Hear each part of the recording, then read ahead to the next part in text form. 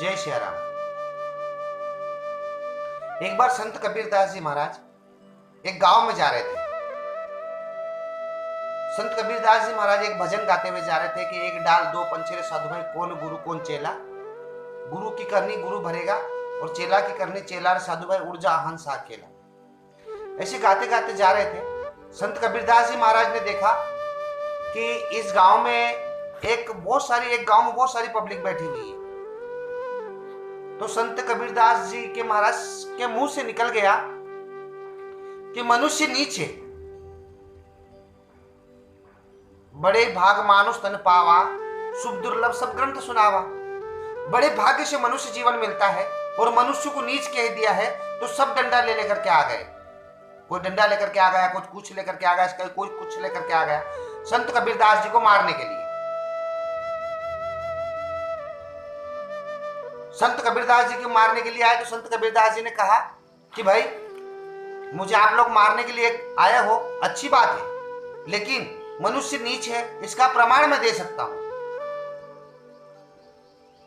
तो कुछ लोगों ने बोला कि कबीरदास जी महाराज आप भी तो मनुष्य हो, आप भी तो नीच हो गए, मनुष्य को नीच कह रहे हो तो आप तो नहीं, तो या तो फिर प्रमाण दीजिए, नहीं तो हम आपको यहां से जिंदा नहीं जाने देंगे। बोला ठीक है। तो संत कबीरदास जी महाराज ने कहा कि भाई आपके घर में जो भी भोजन बनता है, फल फ्रूट मिठाई जो भी कुछ है, वो 4 जने लेकर के आ जाओ। तो संत कबीरदास जी महाराज ने ऐसी बात उनको कही कि भाई फल फ्रूट मिठाई ये यहाँ ला दो मेरे को, मैं आपको प्रमाण देता हूं। तो कुछ लोग कहने लगे कि इसको पकड़ के रखना, ये भाग ना जाए। बोले 4 जने गए और 4 जनों ने संत कबीरदास जी महाराज को पकड़ करके रखा और संत कबीरदास जी महाराज ने कहा कि भाई रख दो यहाँ पर फल फ्रूट मिठाई जो लाए हो आप। रख दिया वहां पर। संत कबीरदास जी महाराज ने एक दूसरे बंदे से कहा कि भाई एक कुत्ते को पकड़ के ले आओ। बोले तो कुत्ते को एक आदमी पकड़ने के लिए गया और कुत्ते को लेकर के आया। तो संत कबीरदास जी महाराज ने कुत्ते से कहा कि भाई ये फल फ्रूट मिठाई रखी है, ये तू खा ले। तो कुत्ते ने खाना तो दूर की बात है, देखा भी नहीं, सूंघा भी नहीं। तो संत कबीरदास जी महाराज ने कहा कि भाई कुछ समझे। तो बोले कुत्ते ने फल नहीं खाए तो मनुष्य नीच कैसा हो गया। तो संत कबीरदास जी महाराज ने कहा कि भाई अभी मेरी बात पूरी नहीं हुई है। थोड़ी देर बाद एक आदमी से बोला कि भाई एक मांस का टुकड़ा लेकर के आ जा।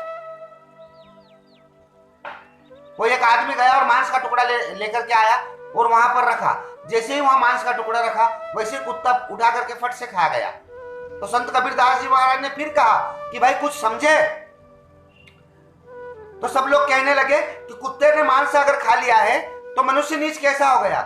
तो संत कबीरदास जी महाराज इस उदाहरण से समझा रहे थे कि जब शाम के समय, संध्या के समय मंदिर में शंख घड़ियाल और आरती बजती है तो उस समय उस मंदिर के सामने कुत्ते जाकर के भूखते हैं। आप लोगों ने सुना है?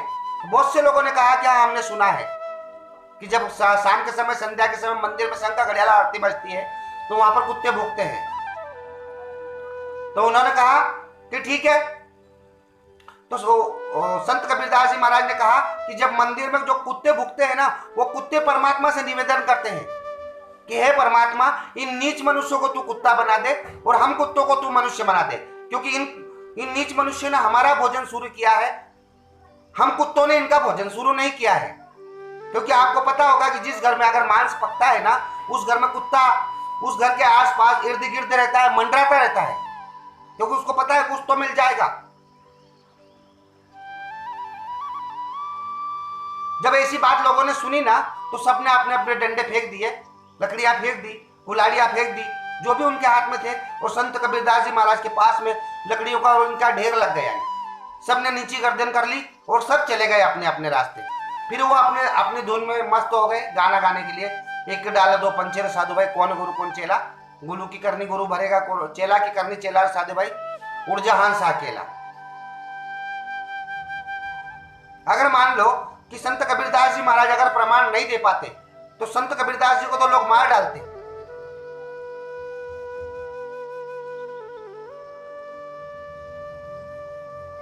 क्योंकि वाल्मीकि ऋषि भी तो पहले डाकू थे ना, उन्होंने भी तो डकैतियां की थी ना, उन्होंने भी तो लूटपाट की थी ना, उसके अलावा भी तो और कुछ किया होगा ना। फिर उन्होंने भी तो एक अच्छा मार्ग पकड़ा था ना, सच्चाई और अच्छाई का मार्ग पकड़ा था ना, साधनाएं जब तब किया था ना, तो उनको भी तो साक्षात्कार हुआ था राम पैदा होने के पहले, रामायण लिख कर रख दी थी उन्होंने। तो पहले दूसरे को बोलने से पहले या कहने सुनने से पहले अपने आप में झांकना चाहिए इंसान ने। जय श्री राम।